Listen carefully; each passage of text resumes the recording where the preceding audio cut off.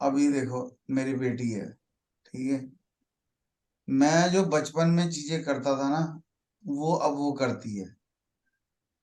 वो भी मतलब वो 7 साल की है। तो जो मैं अपने बचपन में चीजें करता था, मेरे को पेंसिलों का शौक था, मेरे को ऐसे कई चीजों का शौक था, है ना। तो जो चीजों का मुझे शौक था वो उसको भी है। वो कैसे उसमें आया? वो जीन्स ट्रांसफर होते हैं, आदतें। वो मतलब वो जीन्स के साथ मेरी आदतें भी ले गई, है ना। अब कई चीजें मतलब मेरी वाइफ ने मुझे बोला कि तू ना अपनी बातें बताता नहीं है। मतलब अगर मुझे कोई प्रॉब्लम हो रही है ज्यादा, तो मेरे को शेयर करना पसंद नहीं है, ठीक है। तो सेम, मेरी बेटी को चोट लगती है वो बताती ही नहीं है। वो कैसे हुआ? वो जीन्स चले गए उसके अंदर, ठीक है। तो हम बच्चों में अपने जीन्स तो ट्रांसफर कर रहे हैं, तुम्हारे में भी कई आदतें ऐसी होंगी। तुम्हारी शक्ल, सूरत, नाक, कान, हाथ, पैर, उंगलियां, जो तुम्हारे पेरेंट्स से मिलती होंगी। ये हो सकता है मम्मी से मिल रही हो, डैडी से मिल रही हो, दादा दादी से मिल रही हो, नाना नानी से मिल रही हो।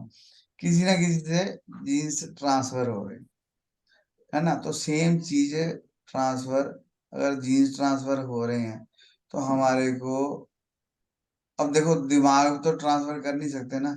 अगर मेरी बेटी को पावर में सीखना है तो उसको दोबारा सीखना पड़ेगा, उसको सॉल्व वर्क सीखना है तो उसको दोबारा सीखना पड़ेगा, ठीक है। तो ये प्रॉब्लम है। पर मैं क्या कर सकता हूँ? मैं एक ऐसा काम शुरू कर सकता हूँ जो उसको मैं सीधा ट्रांसफर कर सकूं। कहते नहीं, हलवाई का लड़का हलवाई है। मैं तुम्हारे को एक एग्जांपल देता हूँ, अच्छी वाली। मेरे पास एक बंदा है, यहाँ पे पंजाब का ही है।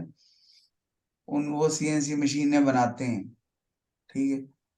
तो वो जब सीएनसी मशीन बनाते हैं, उन्होंने मेरे को फोन किया, कहते जी हमारा लड़का है, उन उसको सॉल्ड वर्क सिखा दो।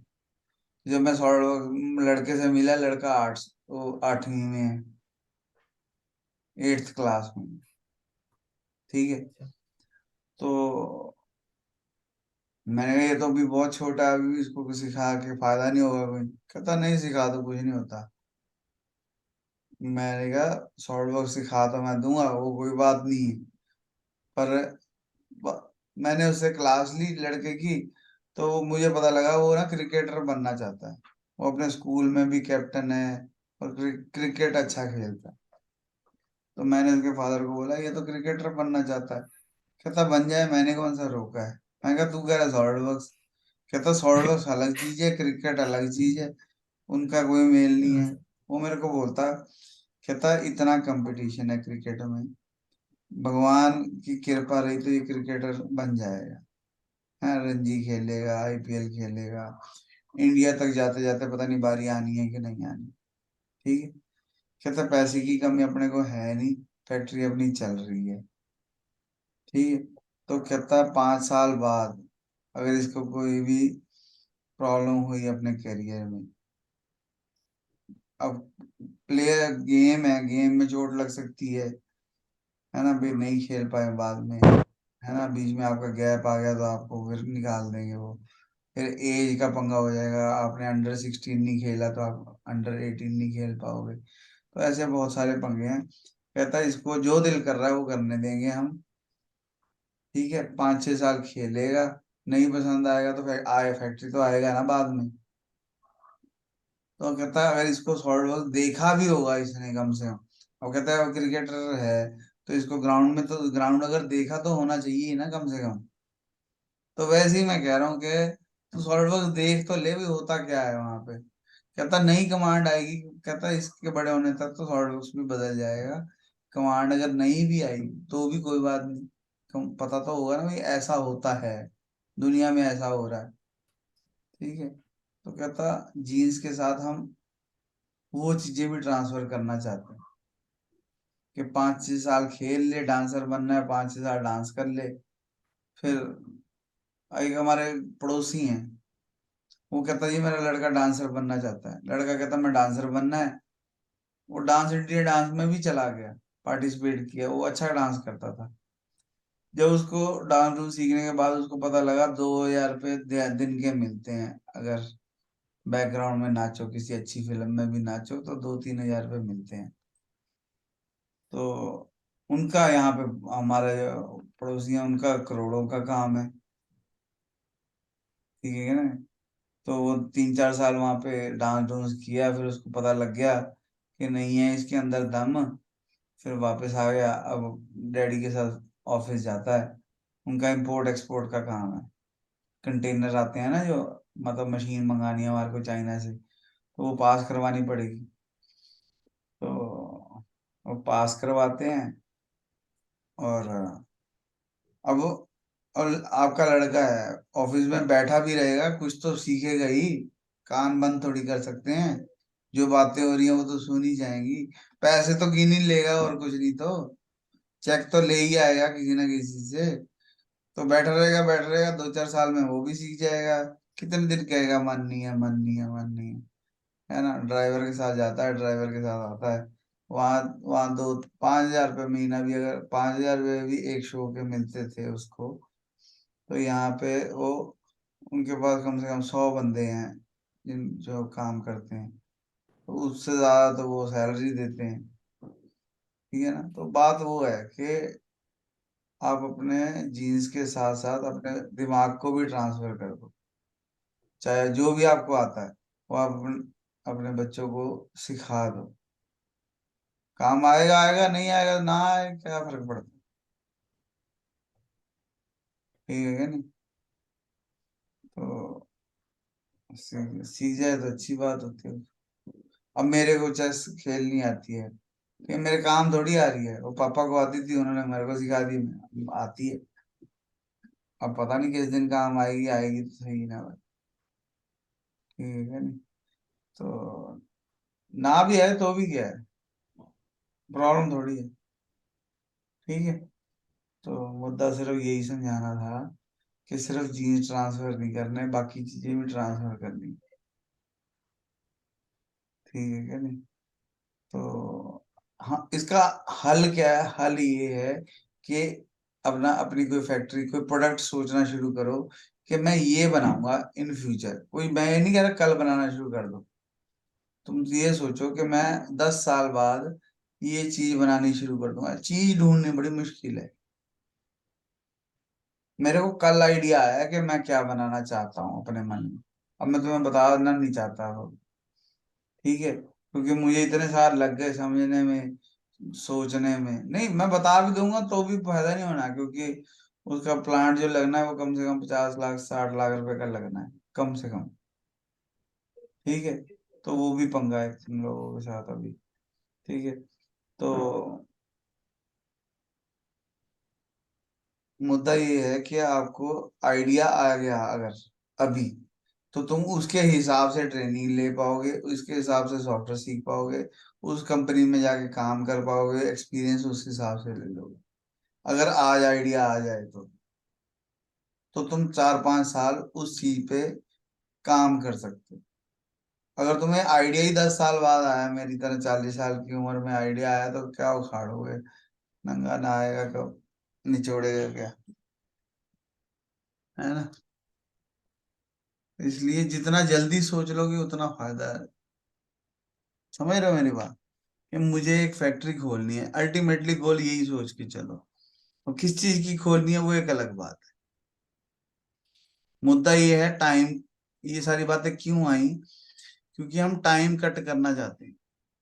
मैं अपने 15 मिनट, अगर अयान मेरा काम कर देगा तो मेरी जिंदगी के 15 मिनट बच जाएंगे। बस यही करना है। तो और बढ़ भी गए, जैसे कहते हैं ना पुराने जमाने में, तेरी लंबी उम्र होए।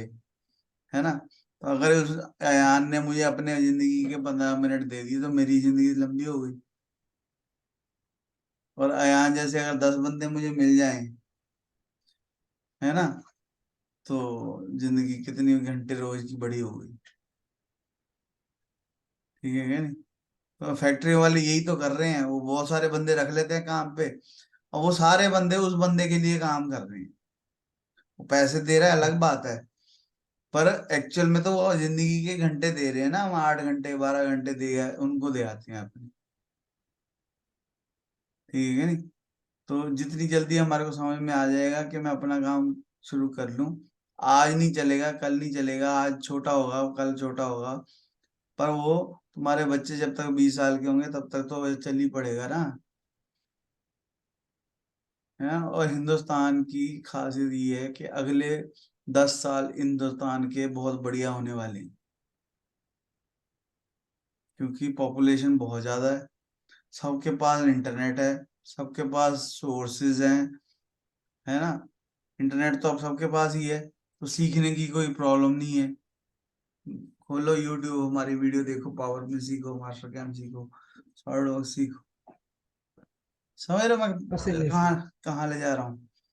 कि अगर बहुत सारे लोगों को पावर में लाता होगा इंडिया में, तो इंडिया की तरक्की होगी। सड़क बनेगी तो मेरे कल्ले के लिए नहीं बनेगी, तुम्हारे लिए भी बनेगी। और अच्छी सड़क सही बन है। जाएगी तो लोग तेज आना जाना शुरू कर देंगे, तेज आना जाना शुरू करेंगे तो ज्यादा इनकम होएगी, टाइम बचेगा, फैक्ट्री का टाइम बचेगा, तेल बचेगा। बहुत सारे फायदे होने वाले हैं, अगले 10 साल इंडिया के बेस्ट होने वाले हैं।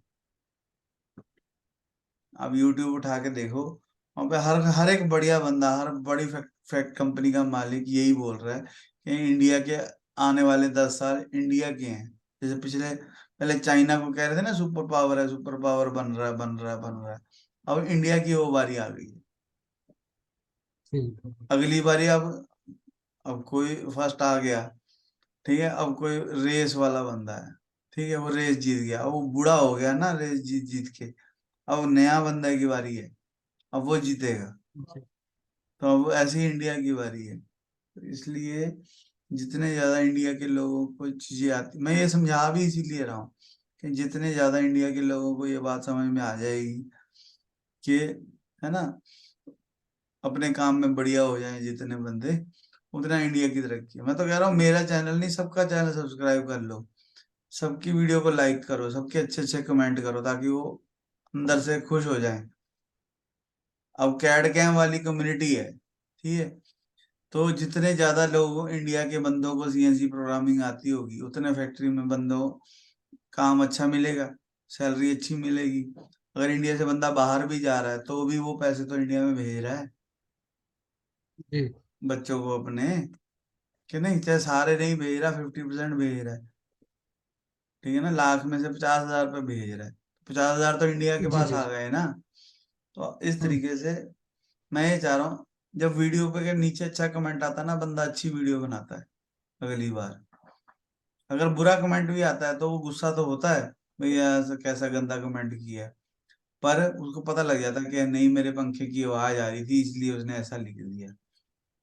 फिर वो अगली बारी वीडियो बनाने से पहले पंखे की आवाज को ठीक कराएगा। जी जी। ठीक है ना?